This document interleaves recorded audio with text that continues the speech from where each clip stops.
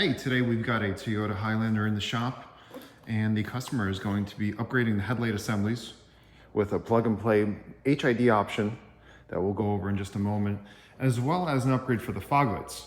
Now, this is a Toyota, so it's got the Type B style fog lights, and there's a few manufacturers that offer options. You got the Diode Dynamics Elite Series, Diode Dynamics SS3, Morimoto's got the 4-banger, Morimoto also has the XB, and there are other companies who offer solutions for the assemblies for the fog lights, because installing an HID system or a bulb will never yield the same type of results these new modern assemblies can offer you. For the low beams on this model, due to the way the cap is set up, a LED just really isn't a great option unless you find a very compact LED bulb. And whenever you have a projector system, the HID always works better. It's stronger, it's brighter, more intense, and retains the original light distribution. And we'll show you how that works in just a moment. We'll do a lux comparison, and this will be a quick guide on how to upgrade your Highlander. We'll post a link to the products used, and you can see what kind of upgrade we'll be doing here. These are the factory low beams. I'm going to toggle on the fog light assemblies. So you can see they're aimed very conservatively, pretty low. We'll make an adjustment, but you can see they don't make a huge impact.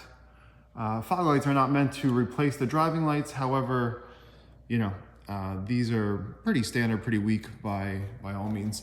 And if we analyze the low beam, it's pretty standard, pretty good for a halogen assembly. Pretty centralized, like they're right in the center, right underneath the cutoffs. There is a little bit of color around the cutoff, and there is what we call that squirrel finder, that little bit of light above the cutoff. I do have a lux meter in my hand. We'll take a before measurement, and we're at 25 feet. That's our standard testing distance. Right at about 200, hotspot intensity zone's a little bit lower than the cutoff, but about 210 lux on the driver's side. And on the passenger, let's see what we got here. Maybe not quite as much, but about 190 lux, which is, like I said, something that we see pretty often, around 200 lux for a factory setup here. So we'll see what the after is. I'm not going to measure the fog lamps because they're quite low. It'll be hard to get a good measurement. However, we'll show you before and after in just a little bit. Okay, you can see the passenger side cap. It is pretty tightly tucked in there, and I'll show you what it looks like behind the cap, because it is really tight, and what that does is it limits the options for the LED bulbs essentially. So cap comes off pretty easily. However, you can see the bulb is really close to the edge in that corner, and when you have a strong LED bulb with a fan on the back, it essentially hits the corner of this cap, and it won't let you reseat the cap, and then you're stuck either leaving it open, which we never recommend, getting a different cap solution. It's just not worth it. When you have a projector, the projector works really, really well and works much better with a HID system. Okay, so when you get your HID system, it'll be a Morimoto bulb. In this case, we're offering the Morimoto XB bulbs with the Hylux ballasts, and this is what makes the whole system plug and play. Essentially, it's just a loop. The ballast gets mounted on the exterior of the headlight housing, and the bulb and all the wiring is internal until it passes through that rubber grommet, which is a hole that's made in the factory cap, and I'll show you that in just a moment. You got the blue wire, that's an additional ground. You don't need to hook that up. And the first thing you want to do is just get everything working, and then find a place to mount your ballast. So the holes are drilled right in the center because that's the best place. In this case, that's the flattest part. And we'll pass through this wiring. Now here I got the factory H11 connector here. You want to make sure that the red matches up with the white and black wiring. And what I needed to do was just take a pick, loosen up those pins, slide this out, flip it 180 degrees. That way the power is getting sent properly into the ballast, otherwise it won't turn on. So super common thing you have to do in HID kit installs, because not every model has power coming through on the proper end. And in the case of halogen, it doesn't really matter, but in the case of HID, it does. So we've got it all set up, and now this is ready to twist in. So first things first, you want to slip your bulb in place. And I want to try to get back here so I could show you how tight this is. And you can see where the bulb is seated, very close to the edge. and there's just not a lot of extra room back there. So now I'll slide the cap on. My H11 connector is plugged in. You can see the red is matching up with the white. You can stick the wiring in. And when you put this cap on, doing it one-handedly, so it's a little bit difficult. However, you can tell it's going to seat properly. Okay. And you can pull out your wiring, and now this is ready to attach to the ballast, essentially. So super straightforward. And yeah, there it is. Cap is on nice and tight now. So before you button everything up, you want to make sure everything works. So I checked that it works, checked that the color matches. Right now it's just starting up and it's going to look very blue. This is the 6K option that the customer selected. However, it takes about 10-15 seconds for the color to fully warm up, and it'll be a cool white with a slight blue undertoner or a hue to it. Now, the ballast I mounted with double-side tape. I use the 3M VHB tape, clean up the surface. This customer just had the rust I think the fluid film done, and I don't know what's in the engine bay. However, cleaned up the area, used some alcohol, used the 3M tape and mounted this down, zip tied it. And on this side, I hid it over here, tidy up the wiring, and it's essentially ready to go. Now we're moving on to the fog lights, but you can see the 6K is a great match for the daytime running lights. And once the fog lights are changed, it'll have a really nice look, because right now those halogen fogs are swaying the color a little bit, and it's all relative in terms of the color temperature and how this all looks. So I'll show you in a moment once we install the fog lights. Here I've got the Dynamics Elite Series assemblies. These are like an OE style fog light. It's got the lens in there, and we'll show you what the beam pattern looks like in a little bit. But this is a full replacement assembly. This will mount up directly to the factory housing, mounting area. The wire plugs in from the back, so it has a matching factory H11 connector, but it also has a backlight. That backlight wiring is included. It's not necessary to run it, and essentially what it'll give you is an amber backlight feature or function. Whenever the fog lights are not running in their white or yellow primary mode, you'll have the backlight feature. So it's pretty cool. Show you how that looks. We'll connect it to the parking lights. That way they'll be on with the headlight assemblies, and once the fog lights are activated by the factory headlight stock, they'll turn on in yellow, because this is the yellow option.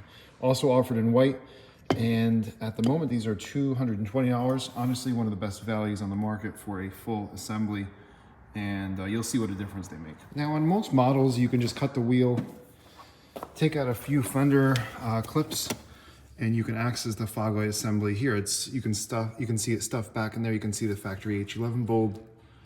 There's usually 1 or 2 screws holding that on. I see 2, and then it slips into place on the inside. So it's pretty straightforward. I'll unplug it, replug it in, and we'll also need to align the fog light height, because they don't come pre-aligned. They need to be aligned once they're on the vehicle. So pretty straightforward. Even though there's some kind of cooler in the way, it shouldn't be a problem.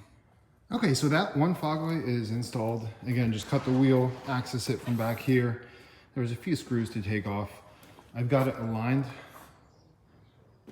Okay, but just take a good look at how awesome that looks, especially with the yellow on this Toyota. It looks awesome. And relative to the original color, obviously it's just a pure yellow. So a lot of plug and play LED bulbs, they're not quite yellow. They're like a washed out yellow. This is a pure yellow, really, really nice. And the fitment is perfect. And I've actually ran the backlight wire up through here. I've got it right here, and I'll show you where I connect that later. It'll be connected to the factory parking light. So super straightforward. I'll do the other side and we'll finalize this whole thing in just a little bit. And a quick comparison before I put in the passenger side fog light assembly. Again, factory one, typical Type B fitment. That Type B fitment's, it's an angled oval fog light, and the mounting points are kind of offset. You can see it's got 4. Again, these slip in and the outsides crank in, and this is what the Dynamics looks like. And these are street legal. You can see the markings right up top there. They can get adjusted with the adjuster, just like an original. And they also have the extra feature. So really, really nice unit. Again, I don't think you can beat it for the money. It's just so solid. Okay, those fogs are installed. Tested it to make sure everything was working on the passenger side, dialed in the height. Now it's time to do the hookup for the parking light on the backlight. Now, if you have a US car, you likely have the amber reflectors. Usually behind that reflector is a small wedge bulb. Locate it, and right there you can see Toyota has an opening to get to that little wedge bulb. The colored wire is usually your power. In the event that it's not, usually the black wire or a white with a black stripe is your ground, so you know the other wire is a power. You can't screw anything up. We're gonna use the wire tap that Dynamics provides and get the backlight set up. Okay, you can see how that's hooked up. Super easy, super straightforward. Use the wire tap, slide in the spade, and I can put this cover back on. Obviously, make sure that when you turn on your parking light, the backlight is on. I'll repeat that for the other side, and then we'll do a final overview of everything. Okay, now this is the final look. Everything's been fully set up. I'll show you the performance and the output in just a moment. Those fog lights are tied into the parking light, so essentially they'll be on anytime the low beams are on, and they'll give you a nice glow and a nice accent light without obviously having the main beam on. So it's a really, really cool feature. Again, it's optional if you want to set it up, but it looks awesome. It's visible, and it's not meant to be anything more than an accent light, but let me know what you think of that 6K white. It's pretty good. We'll show you the output in just a moment. And before we show you the output against the wall, along with some lux measurements, take a look at the yellow. And you can see, once I get down, you can see the headlight cutoff, and you don't even see the fog light cutoff until I get in its full beam. So it'll never blind anybody. Unlike an LED bulb that you might place in the factory fogs, there are setups that are technically brighter, but they scatter light much more. You don't want scatter when you have a fog light on. You don't want scatter in any of your lights. However, a lot of people put in these high power bulbs and you got light kind of flooding over everywhere, and it's not good for visibility essentially. So yeah, this looks pretty awesome. Very JDM. I love it on the white. And let's take a look on the wall now. Right, let's see. So fog's on, fog's off.